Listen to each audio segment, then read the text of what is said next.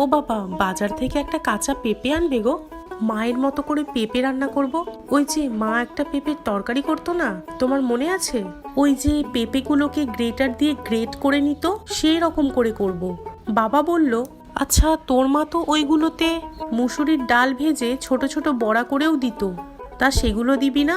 আমি বললাম না না, আজকে আর এত সময় নেই, ডালের বড়াগুলো দেব না, শুধু পেঁপে দিয়েই রান্নাটা করব।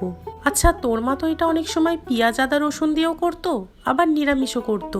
যেভাবেই করতো না কেন, আমি কিন্তু এক থালা ভাত খেতাম। তা তুই আজকে কিভাবে করবি? পেঁয়াজ আদা রসুন দিয়ে করবি না নিরামিষ করবি? না বাবা, আজকে তো শনিবার, তাই আমি নিরামিষ ভাবেই করব। আজকে তুমি এক থালা ভাত খাবে তো? হ্যাঁ রে হ্যাঁ, খাবো। কর দেখি একটু ভালো করে। আচ্ছা বাবা, এই রেসিপিটার নাম কি যেন বলতো মা? এই রেসিপিটার নাম পেঁপে ছেচকি।